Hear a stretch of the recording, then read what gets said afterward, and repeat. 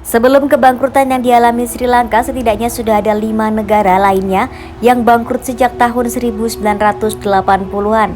Daftar negara bangkrut ini kebanyakan diisi negara Eropa, selebihnya di Amerika Selatan dan Meksiko. Kelima negara yang mengalami kebangkrutan ini dipicu oleh hal yang sama, yakni gagal bayar utang.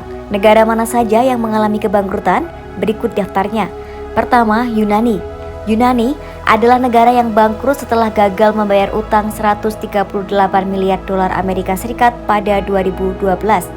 Para pemimpin Eropa kemudian ramai-ramai mencari solusi.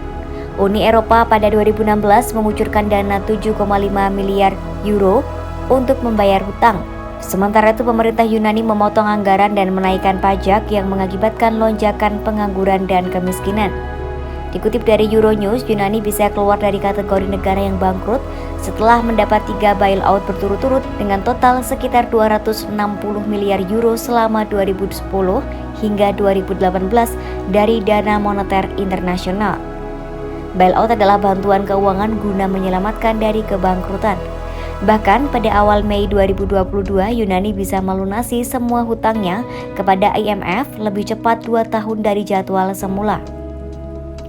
Kedua, Islandia. Islandia bangkrut pada tahun 2008 akibat hutang sebesar 85 miliar dolar Amerika Serikat. Islandia bangkrut bermula dari deregulasi sistem perbankan pada 2001. Bank-bank teratasnya mengambil hutang besar-besaran untuk mendanai berbagai ekspansi. Namun ketika pasar kredit global mengering setelah jatuhnya sektor keuangan Amerika Serikat, bank-bank Islandia tak mampu membayar hutang mereka. Sistem perbankan Islandia yang tumbuh pesat hingga 2008 tiba-tiba memiliki hutang setara 10 kali PDB negara itu. Sebanyak 3 bank besar kolaps. Negara jatuh ke jurang depresi dan ekonominya berkontraksi 10% selama 2 tahun ke depan. Islandia mulai keluar dari daftar negara bangkrut setelah mendapat bailout IMF pada 2009. Pemerintah juga menaikkan pajak, memotong anggaran pendidikan dan kesehatan, serta memangkas gaji sektor publik. Dengan pemulihan yang solid, perekonomian Islandia berangsur membaik. Ketiga, Argentina. Meskipun perekonomian Argentina mengungguli sebagian besar negara Amerika Latin sepanjang 1990-an, namun Argentina pernah mengalami krisis finansial pada 2001 dengan utang 145 miliar dolar Amerika Serikat. Penyebabnya adalah kebijakan mematok peso ke dolar Amerika Serikat, utang publik yang tidak terkendali, dan korupsi yang merajalela. Akibatnya, pada 2001 angka pengangguran melebihi 20% dan Argentina dinyatakan gagal membayar hutang 100 miliar dolar Amerika Serikat. Ini merupakan jumlah terbesar dalam sejarah negara itu. Saking parahnya krisis tersebut, Argentina sampai berganti presiden 4 kali selama akhir 2001 hingga tahun baru 2002. Restrukturisasi utang Argentina dimulai pada Januari 2005 dan pemegang obligasi yang terkena dampak. Hutang Argentina dibayar lunas saat masa pemerintahan Presiden Mauricio Macri pada 2015 hingga 2019.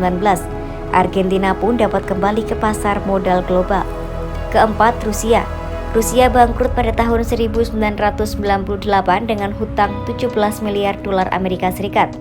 Ini terjadi karena dampak dari krisis keuangan Asia dan turunnya permintaan minyak. Sebelumnya, Rusia sudah menanggung hutang internasional yang menggunung dan mengalami penurunan produktivitas nasional. Pada 1990 terjadi krisis rubel.